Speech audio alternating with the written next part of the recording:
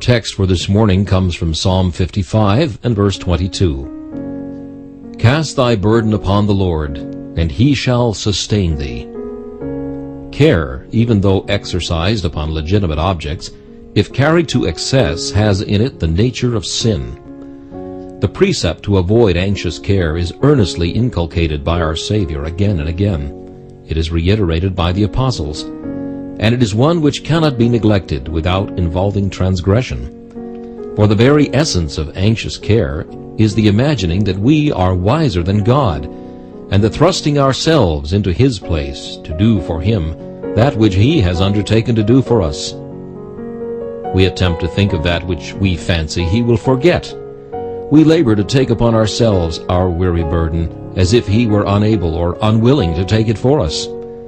Now this disobedience to His plain precept, this unbelief in His word, this presumption in intruding upon His province is all sinful. Yet more than this, anxious care often leads to acts of sin. He who cannot calmly leave his affairs in God's hand, but will carry his own burden, is very likely to be tempted to use wrong means to help himself.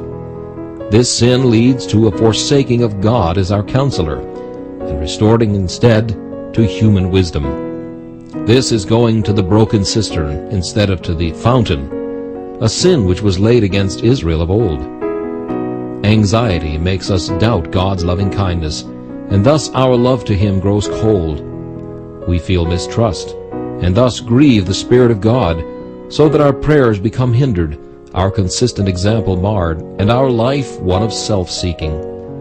Thus, want of confidence in God leads us to wander far from Him. But if through simple faith in His promise we cast each burden as it comes upon Him, and are careful for nothing because He undertakes to care for us, it will keep us close to Him and strengthen us against much temptation. Thou wilt keep him in perfect peace, whose mind is stayed on Thee, because he trusteth in Thee.